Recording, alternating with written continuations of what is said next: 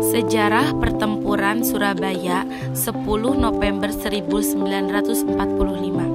Setelah adanya proklamasi kemerdekaan di Indonesia, tepatnya pada tanggal 17 Agustus 1945, bukanlah sebuah akhir dari perjuangan rakyat Indonesia. Hal ini dikarenakan walaupun sudah mendeklarasi kemerdekaan tersebut di beberapa daerah Nusantara yang harus tetap berjuang dalam mempertahankan kemerdekaan tersebut. Hal ini ditandai dengan adanya pertempuran pertama antara pejuang rakyat Indonesia dengan pasukan negara asing setelah deklarasi kemerdekaan yang terjadi tepatnya di Surabaya, yang lebih dikenal dengan sebutan Pertempuran Surabaya.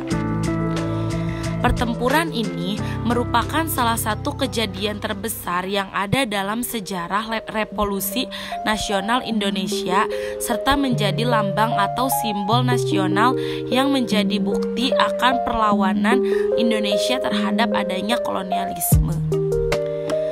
Berdasarkan buku Pertempuran Surabaya 1985 yang merupakan sebuah karya yang dibuat oleh Nugroho Noto Susanto, menyebutkan bahwa Pertempuran Surabaya yang terjadi merupakan pertempuran paling menegangkan yang menunjukkan semangat patriotisme tinggi para masyarakat Indonesia untuk membela bangsa Indonesia.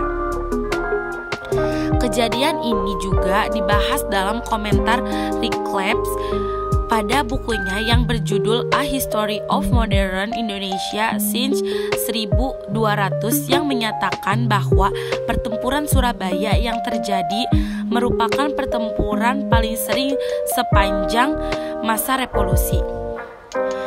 Pihak Inggris sebagai bagian dari pertempuran ini memandang Pertempuran Surabaya tersebut sebagai laksana inferno atau neraka.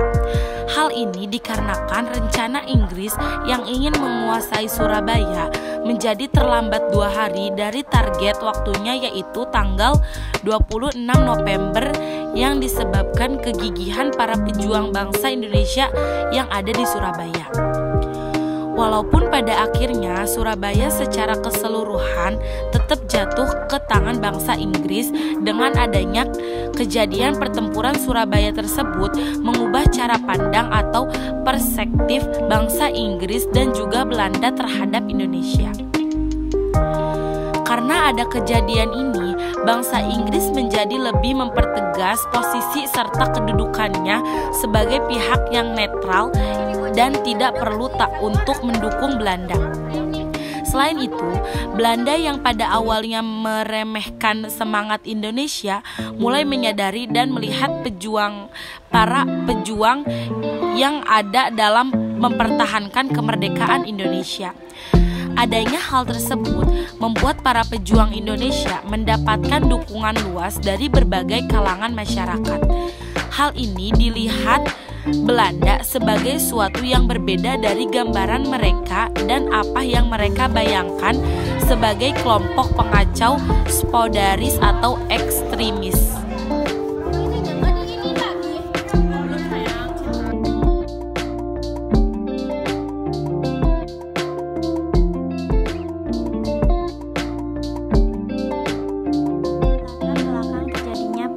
Surabaya.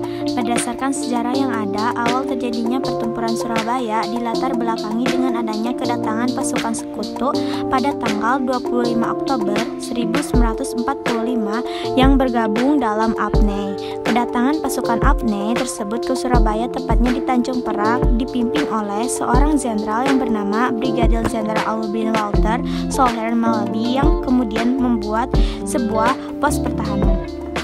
Tujuan awal dari kedatangan sekutu tersebut adalah mengamankan tawanan perang, melucuti senjata para tentara Jepang, serta menciptakan ketertiban setelah mengumandangkan kemerdekaan tersebut.